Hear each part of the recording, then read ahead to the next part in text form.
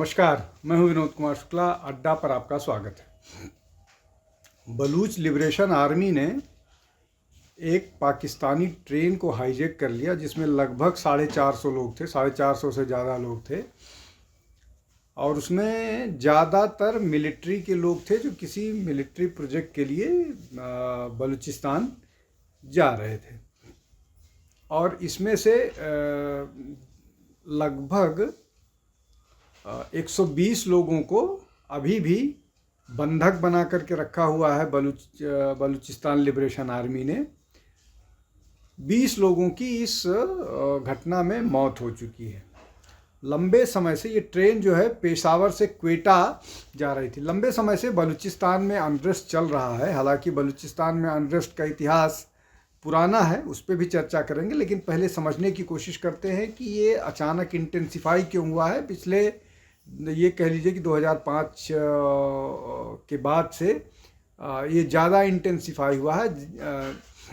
अभी वहाँ जो सबसे ज़्यादा विरोध जिसको लेकर के हो रहा है, जिसके कारण वहाँ पर वो है CPEC, ये जो चाइना पाकिस्तान इकोनॉमिक कॉरिडोर है, जो बलूचिस्तान से होकर के जाता है, जो उसका कुछ हिस्सा भारत के भी जो पाकिस्तान ऑक्यूपाइड कश्मीर है वहाँ से भी होकर के गुजरता है, जो चीन का प्रोजेक्ट है। इस कारण से चीन के लोग भी वहाँ पर बहुत सारे लोग मौजूद रहते हैं। चीनी इंजीनियर्स को, उन लोगों को सुरक्षा देने में पाकिस्तान की आर्मी नाकामयाब रही। बहुत सारे चाइनीज़ इंजीनियर का एब्डक्शन हुआ। लेकिन इस बीच कुछ इस तरह की स्थिति आई थी कि जहां चीनी लोगों पर अटैक तो रुक गया था या उन पर कम हो गया था या उनको नहीं टारगेट किया जा रहा था, लेकिन पाकिस्तानी आर्मी पर वहां लगातार हमला हो रहा था। और ये कोई पहली घटना नहीं है। इसके पहले कराची में घटना घटी थी और इसके पहले एक बार 20 सिपाहियों को मार दिया गया था। ये घटनाएं एक के बाद एक लगातार घट रही हैं। अब ये जो बलूचिस्तान जिसको कहा जा रहा है, इसको लेकर के ग्लोबली भी जो बलूचिस्तान लिबरेशन को लेकर के बहुत सारे लोग हैं जो दूसरे देशों में भी सक्रिय हैं और आज़ादी की मांग करते रहे हैं। और लगातार भारत सरकार से भी इसको लेकर के रिक्वेस्ट भी करते रहते हैं। और भारत से अपनी नज़दीकी को लेकर के वो हमेशा से बात करते रहे। बहुत सारे बलूची नेता भारत भी आते रहते हैं। खैर, अब ये जो पूरा का पूरा मसला है, ये पाकिस्तान के हाथ से तो जा चुका है। पाकिस्तान, दो फैक्टर हैं महत्वपूर्ण। पहला ये कि ये जो चाइना पाकिस्तान इकोनॉमिक कॉरिडोर है, ये पूरी तरह से अब इसको ठप मान के चलिए। वहाँ पर अब इस पर कुछ नहीं हो रहा है, इस प्रोजेक्ट का कुछ नहीं हो सकता है, एक बात। दूसरा ये कि पाकिस्तानी आर्मी के बस का नहीं है कि वो बलूचिस्तान के मामले को या बलूचिस्तान के में जो विरोध चल रहा है उसको रोक पाए। पाकिस्तान की कोशिश मतलब जो इस तरह के मसलों को डील करने की होती है कि उसको बातचीत के माध्यम से सुलझाएं, लेकिन पाकिस्तान का जो रवैया था वो सप्रेस करने वाला था। ये पूरे की पूरी जो उनके एस्पिरेशंस हैं उनको सप्रेस करने वाला दमनकारी वो था अप्रोच, और उसी तरह से उनको सप्रेस करने की कोशिश कर रहे थे। लेकिन सबसे महत्वपूर्ण फैक्टर है कि पाकिस्तान के पास अब न संसाधन बचे हुए हैं, न उनके पास पैसा बचा हुआ है, न उनके पास ट्रेनिंग के लिए सामर्थ्य बची हुई है कि वो इस तरह की परिस्थितियों से लड़ें। अब जो मामला अभी जिसको कहें कि इंटेंसिफाई हुआ है 2005 में, वो एक्चुअली शुरू हो गया था 48 से ही। और पूरा का पूरा जो प्रकरण है वो जिन्ना के धोखे के कारण हुआ। जिन्ना पर जो उस समय के बलूचिस्तान कह लीजिए, जो इलाका था, तो उस समय के जो खान थे, खान मीर अहमद यार खान, उनको जिन्ना ने जिस तरह से धोखा दिया, और धोखे से पूरा का पूरा जो ये कलात जिसको बोला जाता था, जो कलात प्रिंसली स्टेट थी, उसको कब्जा किया। उस कब्जे के बाद धोखे से जो कब्जा किया, तो लोगों ने, जो बलूचिस्तान के लोग थे, जो बलूचिस्तान का पूरा इलाका जो है वो 4 प्रिंसली स्टेट, ये कह लीजिए, कलात, खरन, लासबेला और मकरान, इन चारों से बन के मिल के बना हुआ था, जिसको धोखे से पाकिस्तान ने कब्जा किया था। इसलिए कि जो अंग्रेज़ों के साथ समझौता हुआ था, उसके बाद जो 46 में जिन्ना, जो 48 में जिन्ना के साथ समझौता हुआ था, उस समझौते के तहत भी इस जो बलूचिस्तान है उनको इंडिपेंडेंट होना था। तो इतिहास के पन्नों से इसको पहले समझ लेते हैं, फिर अभी की स्थिति को भी जानते हैं। जैसा मैंने बताया कि कलात, खरन और लासबेला, मकरान, ये 4 प्रिंसली स्टेट थे, जिनको मिलकर के जो बलूचिस्तान बनाते थे। अब इसमें कलात जो है वो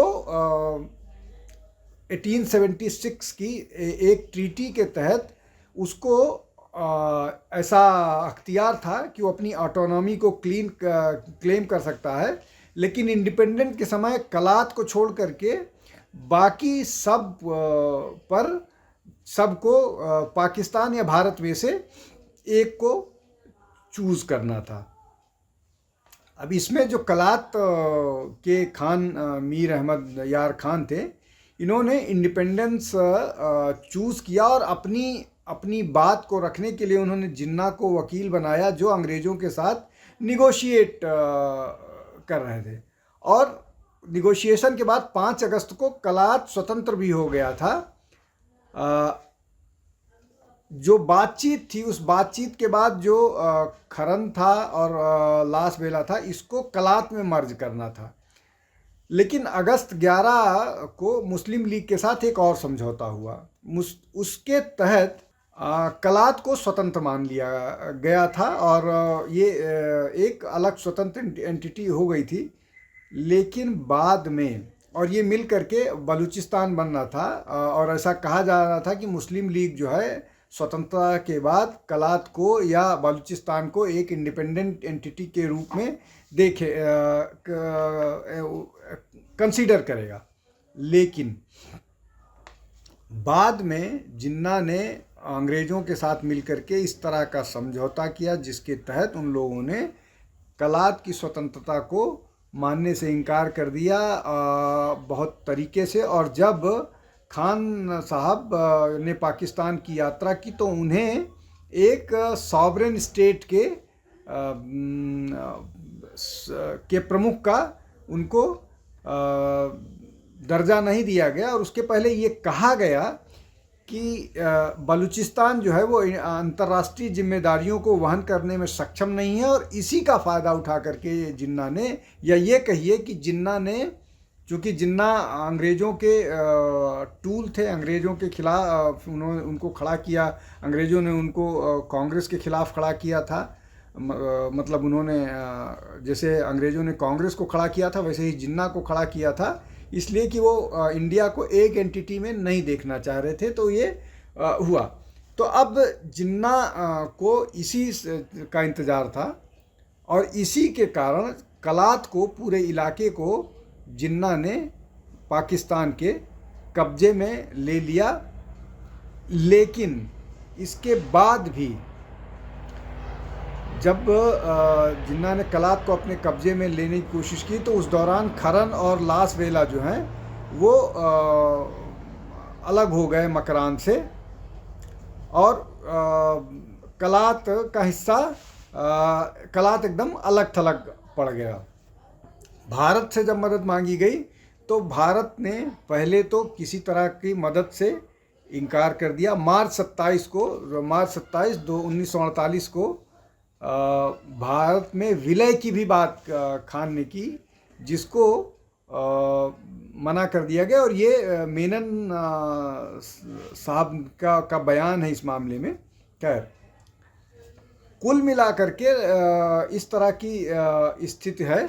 लेकिन ये जो ज़बरदस्ती का कब्जा किया पाकिस्तान ने और जिन्ना ने जो धोखा दिया बलूचिस्तान को, इसको लेकर के वहाँ पर जो चूँकि वो पूरा का पूरा ट्राइबल इलाका था और वो कल्चरली जो है वो किसी भी तरह से पाकिस्तान का जो पंजाबी डोमिनेंस था, उस डोमिनेंस में फिट नहीं बैठता था।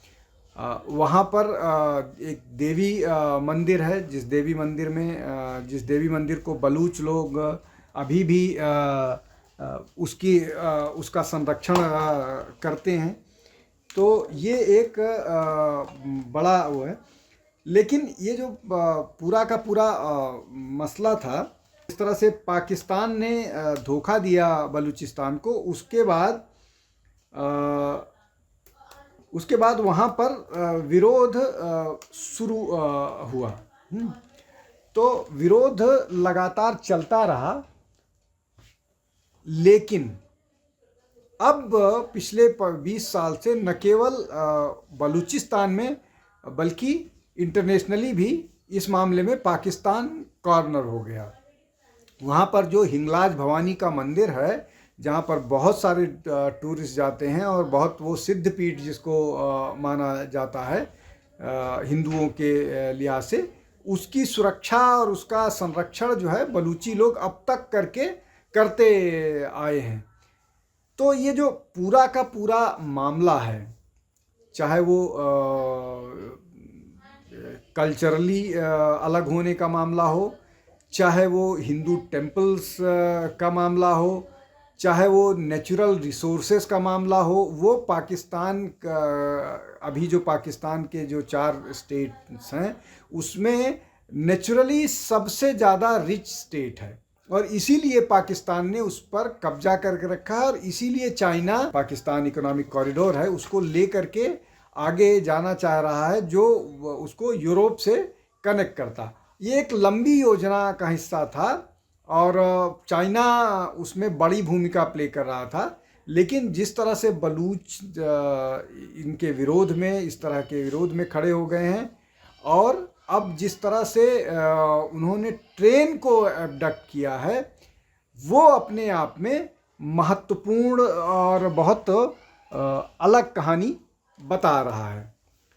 न केवल हिंगलाज भवानी बल्कि वहाँ पर और भी हिंदुओं के टेम्पल्स हैं, इसलिए भी वो बहुत ही ज़्यादा महत्वपूर्ण है कई दृष्टि से।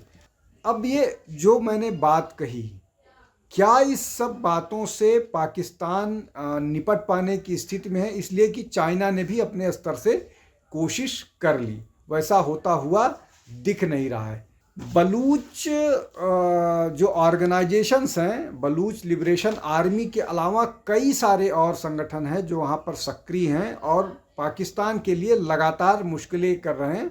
बहुत सारे ऐसे प्रेशर ग्रुप्स भी बलूचों के हैं जो भारत से लेकर के यूरोप और अमेरिका में फैले हैं और लगातार पाकिस्तान को इस बात पर दबाव कर रहे हैं कि वो एक स्वतंत्र देश था जिस पर पाकिस्तान ने ज़बरदस्ती कब्जा करके रखा हुआ है और वो अपनी स्वतंत्रता की लड़ाई लड़ रहे हैं।